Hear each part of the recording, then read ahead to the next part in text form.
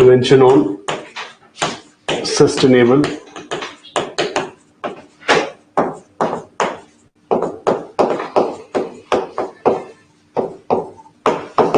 Development.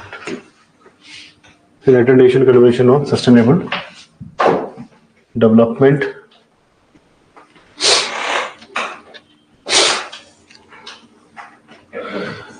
यहाँ पे बहुत सारे जो स्टेट्स थे, बहुत सारे स्टेट्स मीन्स यहाँ पे अब बात करें कंट्रीज की, वो सारे के सारे इकट्ठे हुए रियो दे जनेरियो में 2012 में, जहाँ पे इन्होंने एक बात की, द फ्यूचर वी वांट, भविष्य जो हम चाहते हैं. सो इन्होंने अर्थ समिट के जब टोटल 20 साल कंप्लीट हो गए तब ये समिट हुई थी, इसलिए इसको रियो +20 कहा जाता है. तो इसका दूसरा जो नेम है दैट इज रियो +20. यहाँ पे इन्होंने कहा कि बहुत सारी अपॉर्चुनिटीज हैं जो कि लोगों की लाइफ को, उनकी जो लाइवलीहुड है, उसकी उनका जो जीवन यापन है उसको ये प्रभावित कर सकता है. और इसमें आपको कुछ एक डिसीजन मेकिंग करनी पड़ेगी ताकि आप डेवलपमेंट भी करें, साथ साथ में वो जो डेवलपमेंट है वो सस्टेनेबल डेवलपमेंट का एक फॉर्म होना चाहिए. सो यहाँ पे इन्होंने डिफरेंट टाइप के जो आपके सस्टेनेबल डेवलपमेंट गोल्स हैं उनके बारे में बात की. तो आप इसमें सिंपल स्टार्ट करिए, United Nations convention on sustainable development Rio +20. इसमें लिखिए it was held at Rio de Janeiro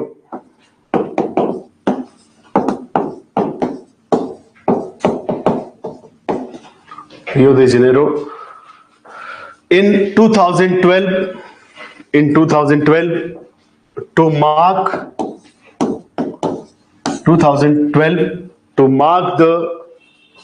the 20 years of Earth Summit. To mark the 20 years of Earth Summit, various states assembled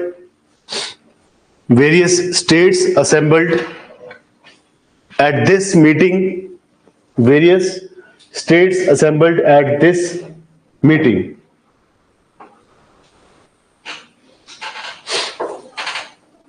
These states recognized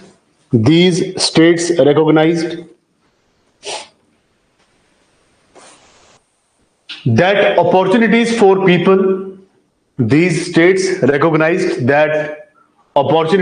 people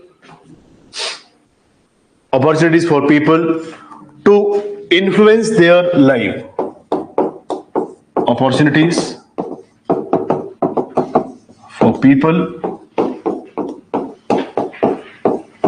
to influence their lives, and future by participating in decision making, their life and future by participating in decision making and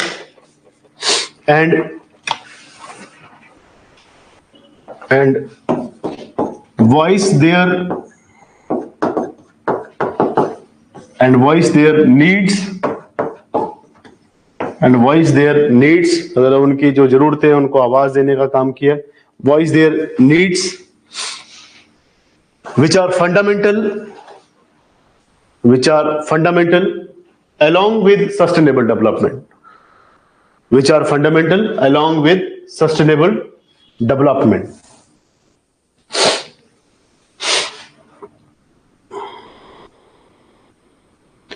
This meeting, या फिर simple लिखिए this summit, SUMMIT.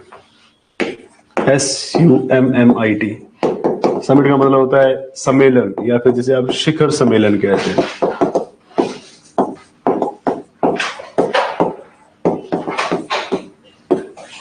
This summit emphasized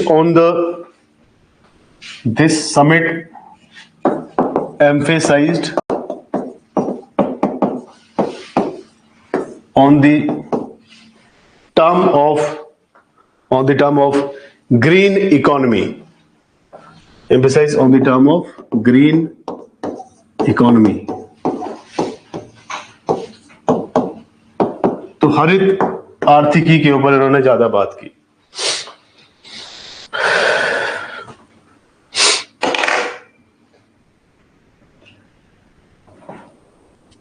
There were some action points such as तो इसको number डालते जाइए और लिखते जाइए कौन कौन से पॉइंट्स थे. There were some action points such as, पहला है poverty eradication.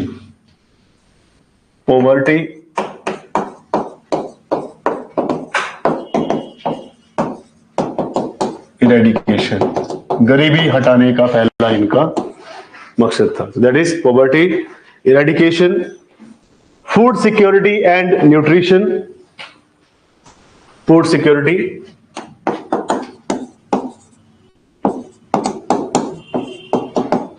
and nutrition. So बहुत सारी कंट्रीज है जहां पे फूड अवेलेबल नहीं है. ऑल्सो ज्यादातर जो बच्चे हैं वो उनके पास न्यूट्रिशन लेवल उतना नहीं है, मतलब बैलेंस डाइट वहां पे अवेलेबल नहीं है. तो उसके लिए भी इन्होंने बात की कि फूड सिक्योरिटी, खाद्य संरक्षण और साथ साथ में पोषक आहार भी बच्चों को मिलना चाहिए. नेक्स्ट है सस्टेनेबल एग्रीकल्चर. एग्रीकल्चर भी सस्टेनेबल होना चाहिए. लिमिटेड आपने इन्वायरमेंट के ऊपर प्रभाव डालना है. सस्टेनेबल एग्रीकल्चर जहां पे आपने नेचुरल फार्मिंग को ज्यादा प्रमोट करना है. Water and sanitation. सबको water as a resource, as a संसाधन, सबको पानी की जरूरत है, पानी सबको मिलना चाहिए. साथ साथ में सबको सफाई का भी ध्यान रखना चाहिए, सैनिटेशन का, क्योंकि जब तक सफाई नहीं होगी डिसीजेज आपके आसपास रहेंगे. आगे है energy. Next point energy. Next है सस्टेनेबल ट्रांसपोर्टेशन.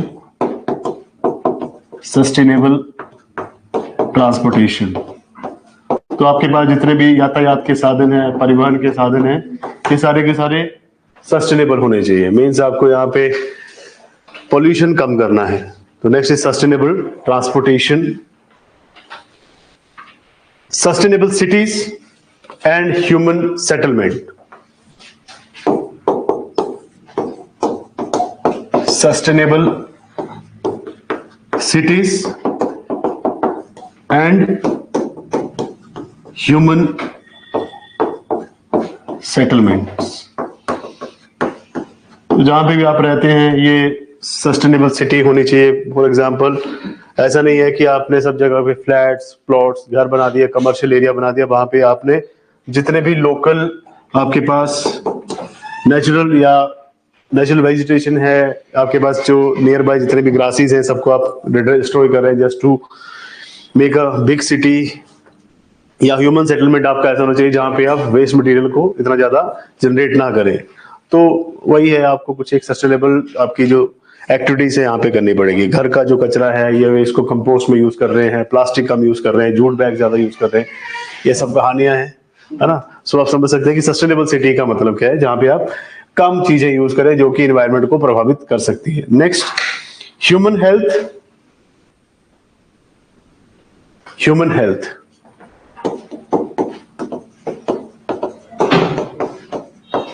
तो मानव स्वास्थ्य के ऊपर भी ध्यान देने की जरूरत है. 9th is promoting full and productive employment. Promoting full and productive employment.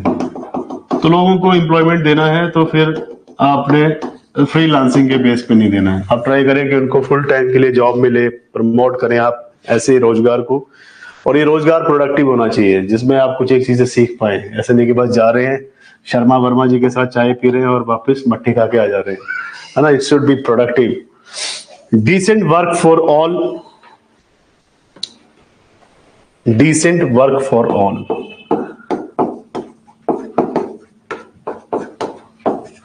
ऐसा नहीं है कि जो बेचारा गोलू सा है उससे आप सारा काम करवा रहे हैं, है ना. हर कोई कह रहे हैं कि नया आया है, इसके पास फाइल फेंक दो, ये भी कर देना वो भी कर देना. तो सबके लिए एक डिसेंट वर्क होना चाहिए. सबको एक बराबर जो है सैलरी मिल रही है अगर, तो उस हिसाब से काम भी लीजिए, है ना. सो यहाँ पे एक्सप्लॉइटेशन नहीं होना चाहिए एम्प्लॉय का. Emphasis on climate change, emphasis on climate change. तो जलवायु परिवर्तन के ऊपर आपको ज्यादा ध्यान देने की जरूरत है. ये भी इसका एक पार्ट था. 12 forest protection, forest protection,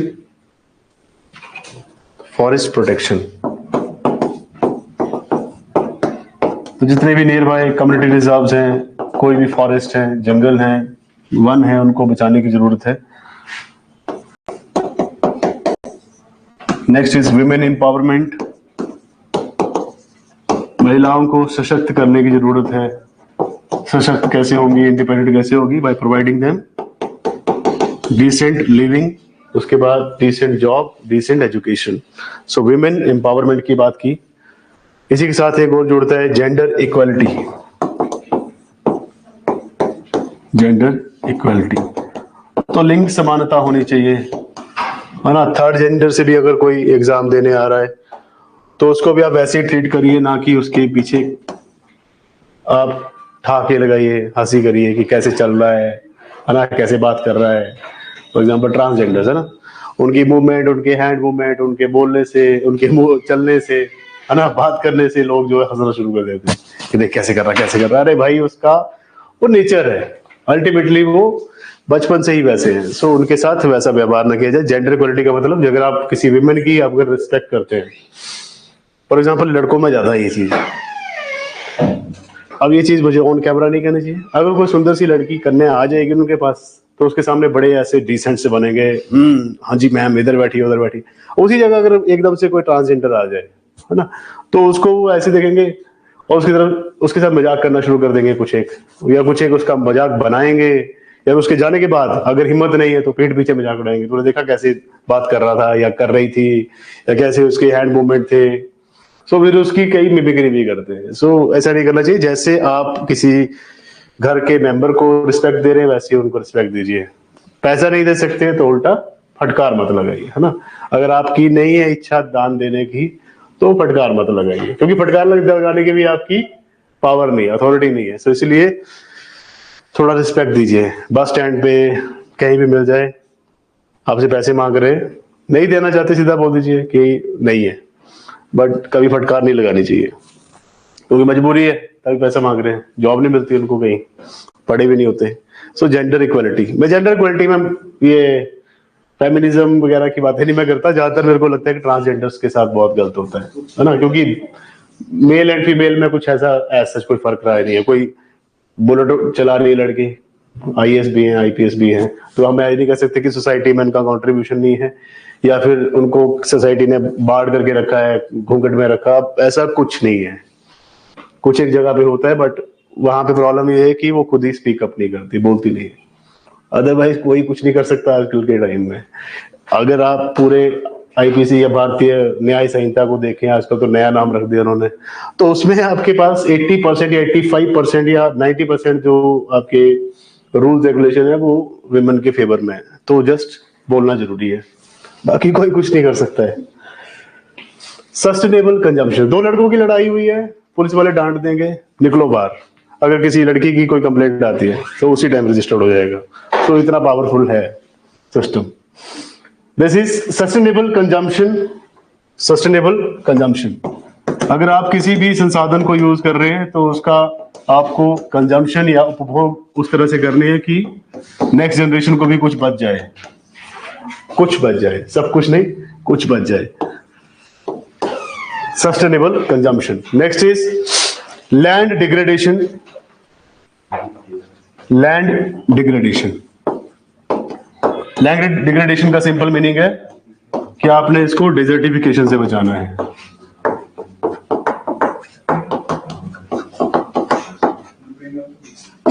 desertification नहीं होना चाहिए, दैट इज लैंड डिग्रेडेशन। जो भूमि है उसका दोहन नहीं होना चाहिए, एक्सप्लोटेशन नहीं होना चाहिए। 16 conservation of biodiversity. Conservation of biodiversity, conservation of biodiversity. तो आपने जितना हो सके फ्लोरा फाउना को बचाने की कोशिश करनी है, right. So conservation of biodiversity. Last लिखिए, रिड्यूसिंग ग्रीन हाउस गैसेस।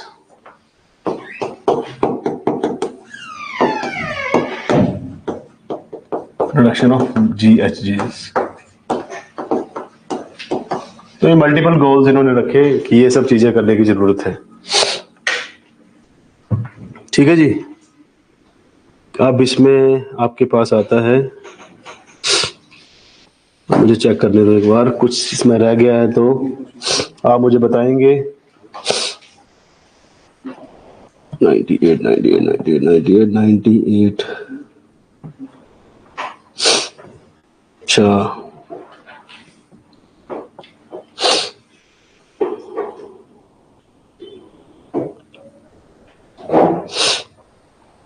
दो रह गए अभी आपके पास, एक है वियना कन्वेंशन, एक है मॉन्ट्रियल प्रोटोकॉल। उसके अलावा नारोबी हो गया, नारोबी रह गया। तो ये तीन रहते हैं, 82, 85, 87।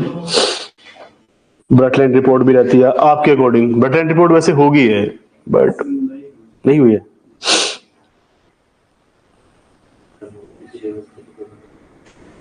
बस के बाद फिर जो इंडिया में प्रोविजंस हैं एनवायरमेंट इकोलॉजी के लिए, जैसे कि फॉरेस्ट राइट एक्ट है, एनवायरमेंट प्रोटेक्शन एक्ट है, वाइल्ड लाइफ प्रोटेक्शन एक्ट है, फिर वही रहते हैं हमारे पास। और NGT, नेशनल ग्रीन ट्रिब्यूनल। अभी आज की रिपोर्ट है डाउन टू अर्थ में।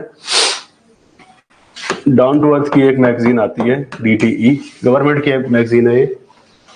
इन्होंने इसके अंदर सेंट्रल गवर्नमेंट के अंदर आता है एक organisation CPCB, central pollution control board, और हर एक स्टेट का पोल्यूशन कंट्रोल बोर्ड होता है। तो यूपी का भी पोल्यूशन कंट्रोल बोर्ड है। ये फिजिक्स केमिस्ट्री बायोलॉजी नहीं है, PCB, दैट इज यूपी का हर एक स्टेट का खुद का पोल्यूशन कंट्रोल बोर्ड है। अब CPCB और साथ साथ में NGT दोनों मिलकर इकट्ठे सामने आ गए। इन्होंने कहा कि यूपी गवर्नमेंट को इन्होंने एक भेजा है बहुत बड़ा letter, and the letter says आपने 500 मिलियन पीपल को गंगा जैसी एक डर्टी रिवर में नहाने के लिए अलाउ कर दिया। जवाब दीजिए कैसे? उन्होंने कहा कि you have allowed 500 million people to dip into the Ganga river which is not environmental friendly, dirty है। इसमें बहुत सारे आपको फीकल बेस देखने को मिलेगा, बहुत सारे इसमें आपको पोल्यूटेंट्स देखने को मिलेंगे। इवन यहाँ पे जो पहले बायोलॉजिकल ऑक्सीजन डिमांड थी वो अभी लगभग डबल हो चुकी है। मतलब इसमें अभी बहुत सारे पोल्यूटेंट्स इंक्लूडेड हैं। तो उन्होंने बोला कि आप लोगों की लाइफ के साथ खेल क्यों रहे हैं? जो पानी पीने के लायक नहीं उसमें नहा भी नहीं सकते आप। तो ये कह रहे हैं कि इसका जवाब आपको देना है। अब क्या होगा, NGT और ये आपका CPCB दोनों मिलकर 500 मिलियन पीपल है ना, 50 करोड़ का तो फाइन डालेंगे आराम से, आराम से 50 करोड़ लेंगे ये। और ये एक टाइप से ऑर्गेनाइजेशन ऐसी है, इनको पता कमाई हो रही है तो व्हाई नॉट इंटरफेयर, है ना। इनके पास अगर अपना खुद का बजट हिल गया है तो फिर करते हैं। नहीं तो ये पहले ही बैन कर देते ना कि ये इतना बड़ा महोत्सव होना ही नहीं चाहिए। सो ऐसी सी कुछ एक इंटरनेशनल और नेशनल ऑर्गेनाइजेशन है, और नेशनल ज्यादा काम करते हैं, इंटरनेशनल को तो माने ना माने अपनी मर्जी है। अब लिखिए नायरोबी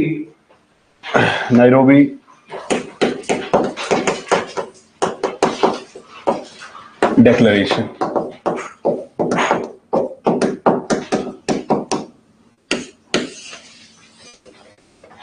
कौन सी थी वो सीरीज? हाँ जी, मनी हेस्ट उसमें थी ना, नायरोबी, ओस्लो भी था। Oslo is the capital of Norway. एक का बंदे नाम था उसमें ओस्लो, ओस्लो मोटा था ना, नैरोबी वो थी पतली सी, जिसका बेटा भी था। ओके ओके, अच्छी सीरीज है।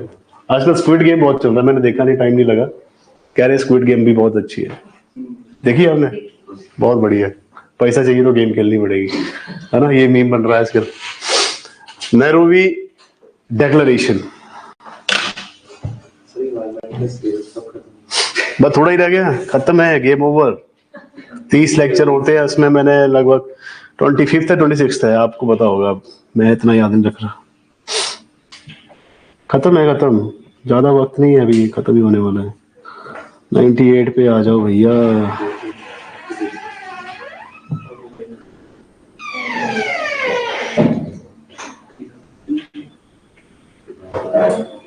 अब ये इंस्टीट्यूशंस रह गए, बाकी पोल्यूशन कितने प्रकार का है वो देखेंगे हम, टाइप्स ऑफ पोल्यूशन, कैसे क्लाइमेट चेंज को बचा सकते हैं, कौन कौन से फैक्टर्स हैं contributing to the global climate change and global warming. हाँ जी, गल्ला जी खत्म हो गया, गल्ला जहाँ वैसे भी कर सकते हैं, करने को बड़ा कुछ कर सकते हैं, बट मुश्किल है। यूरोपियन यूनियन ने एक लियांदी पॉलिसी कार्बन एक्शन प्लान दी, काफी न्यूज़ चल रही थी, देखते डेवलप हो गया। अगर लेक्चर्स में समय बचा तो मैं आपको कराऊंगा अभी करंट अफेयर के कुछ एक topic. Stockholm, Nairobi, Nairobi, Nairobi,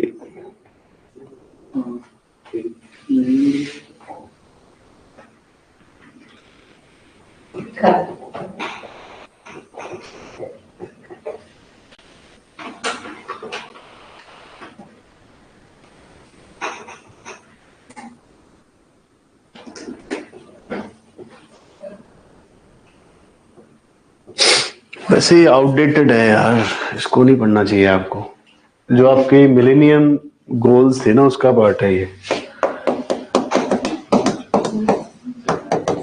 million goals इन्होंने रखे थे, जिनको आपने 2000 तक खत्म करना था, रिसीव मतलब कंप्लीट करना था।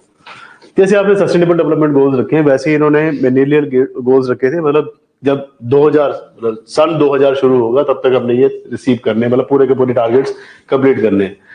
नहीं कर पाए तब तो 2030 तक आगे सस्टेनेबल डेवलपमेंट गोल। तो इससे बेटर है आप सस्टेनेबल डेवलपमेंट गोल्स को याद रखिए। नैरोबी डिक्लेरेशन आप खुद से पढ़ सकते हैं sir.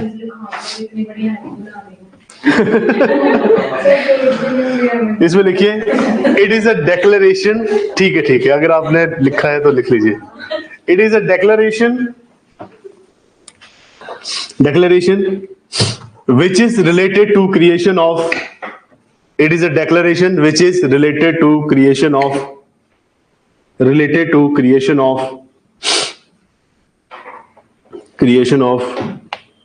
special commission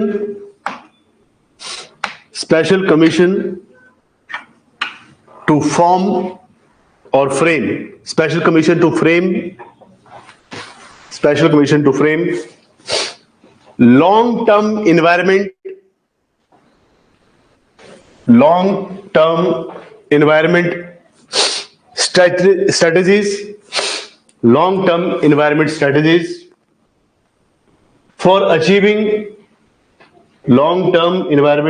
strategies for achieving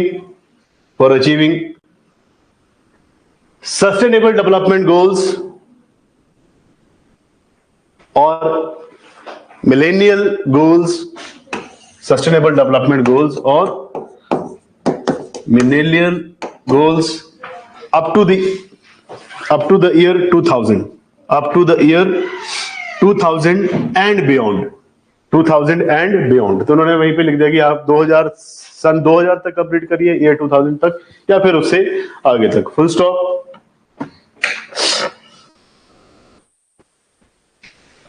(1987) इसमें लिख रही है डिक्लेरेशन हेल्ड इन 1987, 1987 में हुआ था ये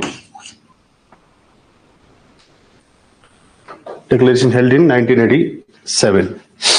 नेक्स्ट है 85 का दूसरा आ जाएगा अभी।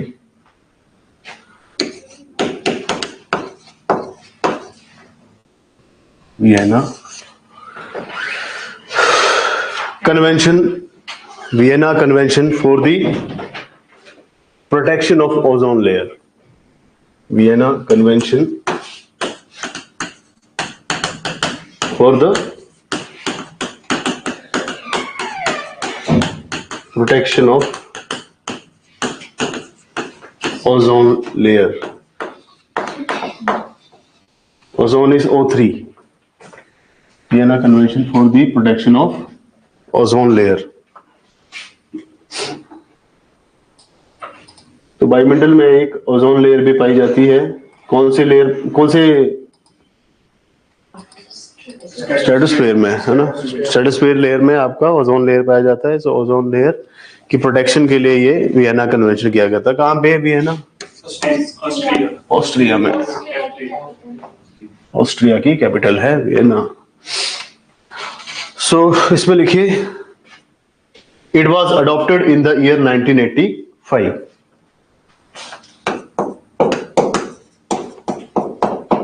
अडॉप्टेड इन 1985, 1985 में इसको अडॉप्ट किया गया था।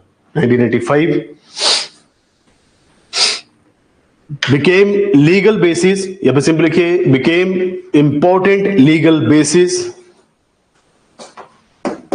became important legal basis, became important legal basis for taking international action, for taking international action, legal basis for taking international action to protect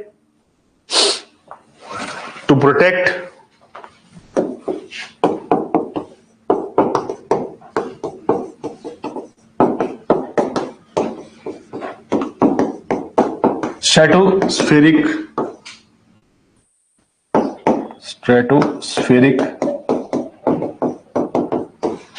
ozone, stratospheric ozone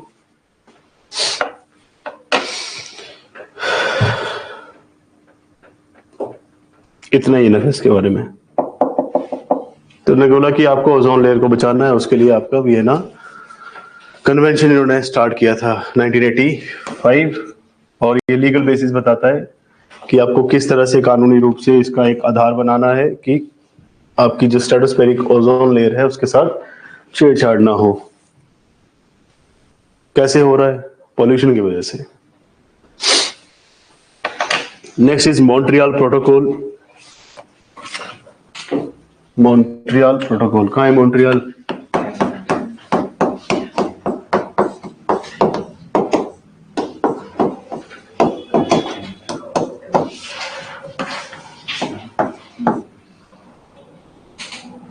Montreal Protocol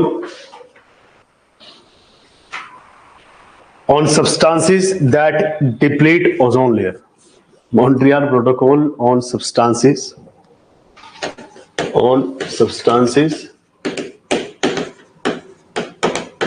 that deplete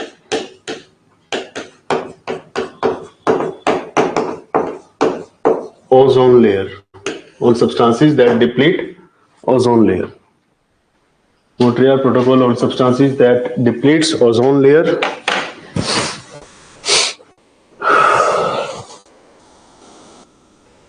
It is a treaty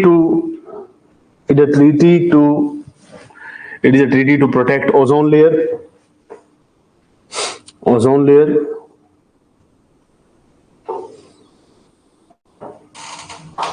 It is a treaty to protect ozone layer from substances such as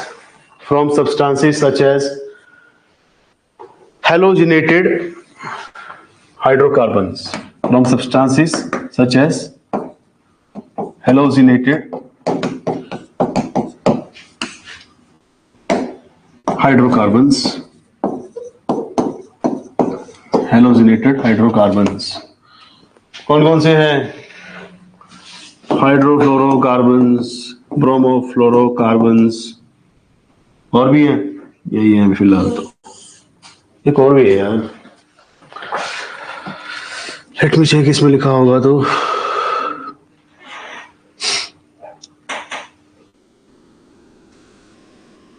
ये है chloro and bromo, लिख दिया ना आपने, हाइड्रोक्लोरोफ्लोरोकार्बन्स आएगा, not HCFC आएगा। ये HFC तो चलते हैं अभी, इसको लिखेंगे आप HCFC। मैं लिखा देता हूं आपको, हाइड्रोक्लोरो फ्लोरो कार्बन्स। तो एक तो ये है जिसमें क्लोरीन पाई जाती है, क्लोरो मीन्स क्लोरीन है इसमें। नेक्स्ट है ब्रोमो फ्लोरो कार्बन्स। इनको बैन कर दिया गया है मतलब इस कन्वेंशन के हिसाब से, मॉन्ट्रियल प्रोटोकॉल के बाद से, क्योंकि ये बहुत ज्यादा डिप्लीशन करते हैं ओजोन लेयर में। हाइड्रोक्लोरोफ्लोरोकार्बन एंड ब्रोमो भी दोनों। अभी चलता है HFC। जैसे आपके ये AC वगैरह ना, उसमें से फ्रीऑन्स निकलते हैं, उसको गैस को बोलते हैं HFC। वो बैंड नहीं है, बट अभी ये बैंड है। ये बहुत ज्यादा प्रॉब्लमेटिक है, ओजोन लेयर को डिप्लीट करते हैं। ओजोन लेयर क्या करती है, आपको हार्मफुल सनलाइट से बचाती है, UV रेडिएशन से। और अगर वो डायरेक्ट आएगी तो ग्लेशियर पिघलेंगे, पानी बढ़ेगा, चक्रवात आएंगे, लैंड एरिया सबमर्ज हो जाएगा। स्किन कैंसर भी होता है, स्किन कैंसर भी कॉज करता है, क्योंकि डायरेक्ट आपके ऊपर वो पड़ेंगी लेयर्स। अब कुछ रह गया इसमें लिखिए, this treaty was open for sign. This treaty was open for sign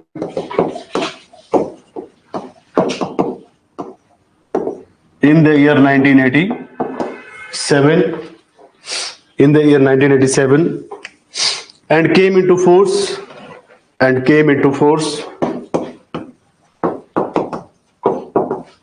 in the year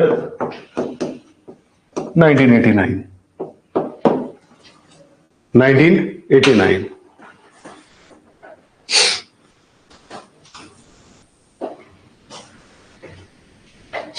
इतना ही है इसके बारे में।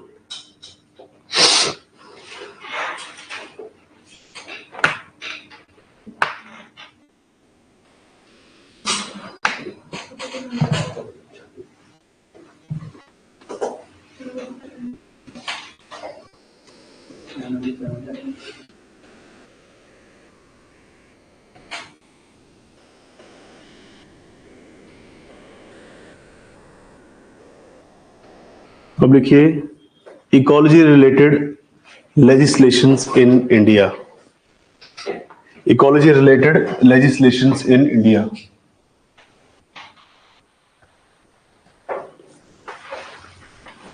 Ecology related legislations in India.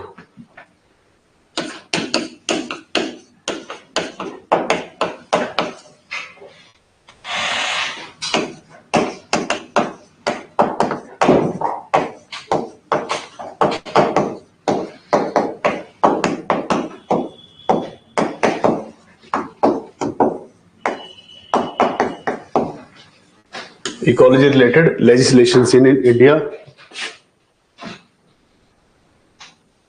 मतलब इन्वायरमेंट इकोलॉजी को बचाने के लिए कुछ एक कानून बनाए गए हैं, लेजिस्लेशन पास किए गए हैं। आपकी विधान पालिका मीन्स आपका ये पार्लियामेंट, फिर आपका state assembly, state legislative council, Vidhan Parishad, विधानसभा, राज्यसभा, लोकसभा, सारी सभाएं जो बैठकर सभा करते हैं और फिर आपके लिए लेजिस्लेशन बनाते हैं, कानून बनाते हैं। कुछ एक है लेजिस्लेशन जो कि गवर्नमेंट ने बनाए हैं। सबसे पहला जो है वो 1927 में बनाया गया, नाम है इंडियन फॉरेस्ट एक्ट। इन्होंने कुछ एक टाइप के 3 लॉ बनाए, जिसमें से पहला है लैंड राइट एक्ट, दूसरा है use of forest right and दूसरा है right to protect and conserve forest. इसमें जितने भी फॉरेस्ट ड्वेलर्स हैं, फॉरेस्ट ड्वेलर्स का मतलब होता है जो फॉरेस्ट के ऊपर अपना जीवन यापन करते हैं, जहां से उनकी लाइवलीहुड चलती है, तो उनको इसमें ऐड किया गया कि वो फॉरेस्ट प्रोड्यूस को यूज कर रहे हैं, फॉरेस्ट के आसपास रह रहे हैं, तो फॉरेस्ट को कंजर्व करने के लिए ज्यादातर वही अकाउंटेबिलिटी रखेंगे। तो इन्होंने कुछ एक राइट्स दिए हैं इनको, उसके बारे में लिखेंगे। पहले लिखिए forest right act, FRA act 1927। Forest rights act 1927, कई जगह पे इसको FRA 1927 में लिखा होता है। स्टेट पीसेस में कोई बड़ी बात नहीं है, मैच दी फॉलोइंग में भी आ सकता है। फॉरेस्ट राइट एक्ट, उसके सामने ईयर लिख रखे होंगे। मॉन्ट्रियल प्रोटोकॉल, उसके सामने ईयर लिखा होगा। ऐसे क्वेश्चन भी पूछता है, पेचीदा क्वेश्चन, टोटली स्टैटिक क्वेश्चन ऐसे ही होते हैं। सो फॉरेस्ट राइट एक्ट 1927 में आया, इसमें लिखिए आप, this act recognizes forest dwellers.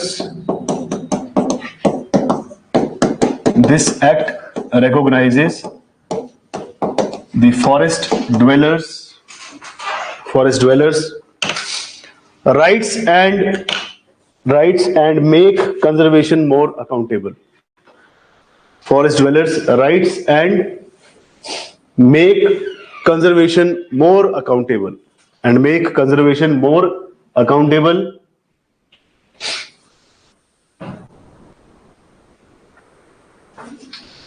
It provides or grant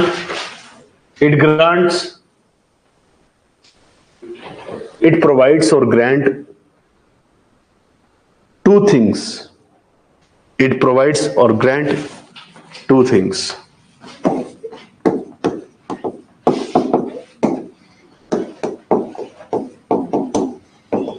Two things. पहले में लिखिए लीगल रिकॉग्निशन टू